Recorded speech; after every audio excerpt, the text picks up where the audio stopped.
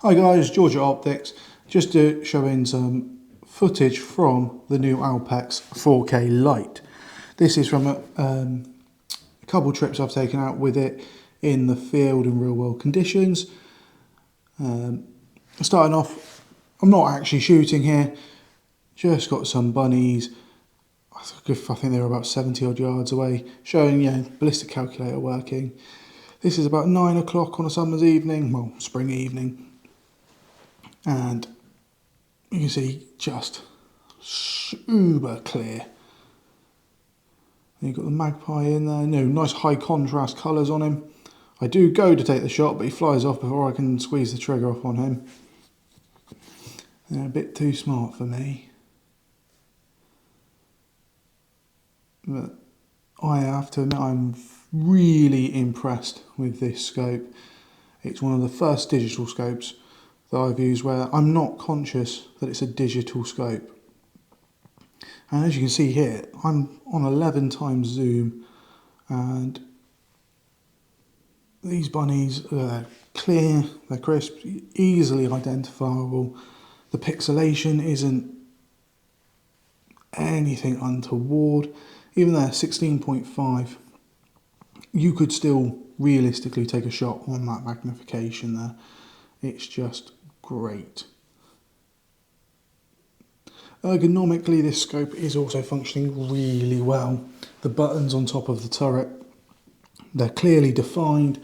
You know exactly which one to press for your rangefinder to take videos. Here, I just thought it's only a very quick clip, but a melanistic rabbit, bit of an oddity, thought it was quite cool. And there's the picture-in-picture function as well. You short press the rangefinder button for that. Sorry, long press the rangefinding button. Again, there's those bunnies there, doing what bunnies do. Again, not taking any shots here, purely viewing. It's a little bit far for my air rifle, to be honest. It's more about just showing you guys what this scope is capable of. Even though the bunnies, they're not high contrast to the background, but they stick out really well. What more can you ask for?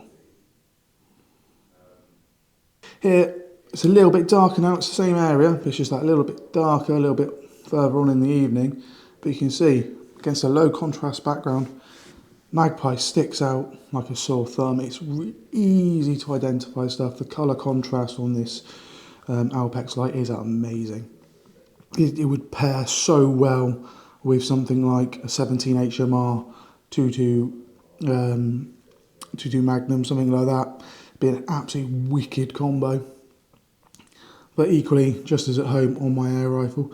I mean, those trees back there where you saw the magpie flying in, that was like 300 and something odd yards away, I think. Yeah, 390 drop, but it's about 350 yards, that tree line there.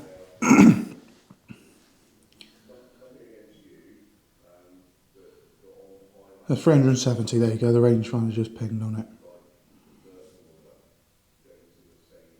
And again, 14.5 mag, and everything's identifiable. I've not really seen digital scope where I could do this. Now here, we're even later in that evening. And just that, yes, it is getting a little bit more blurry now, but that's quite clearly a fox. And I'm at 20.5 mag. That, to my mind, is still a shootable image. Ideally, if I was going to be shooting this, I would probably be in night vision mode, in the black and white, maybe with a bit of IR assistance, but at this time of day, I didn't think I would need it.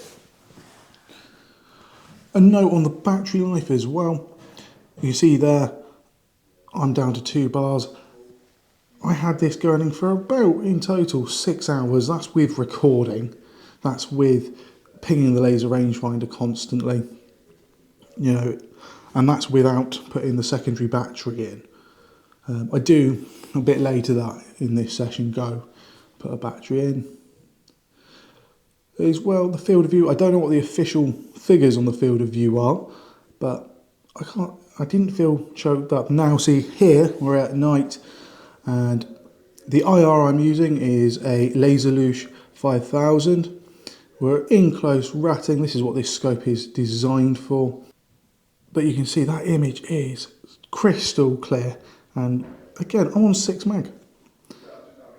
You know, I've got good IR with it, although I did do a little testing with one of my friends who was with me. He had a laser-based IR, and it worked really well. Could get out a bit further with it.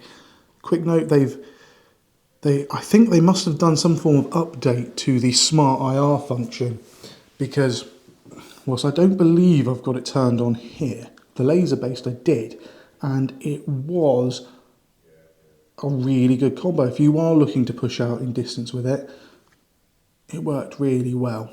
Here we go, something that this scope is geared toward. It was a bit earlier in the night, so there's a bit more ambient light, but I've got a rabbit, that same sort of bush, 108 yards away.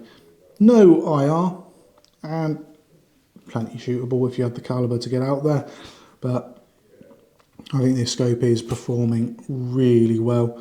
It's certainly exceeding my expectations, and I think it's going to be a brilliant hunting tool. Well, not just a hunting tool, a general optic, if I'm being honest. If you've got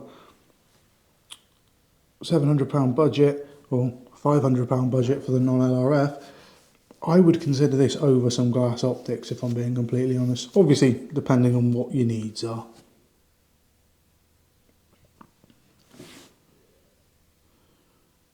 Well, I hope you guys have enjoyed the footage, and if there's more videos like this you want to see, please comment down below, and I'll just let this play out, and I'll see you next time. Sweet.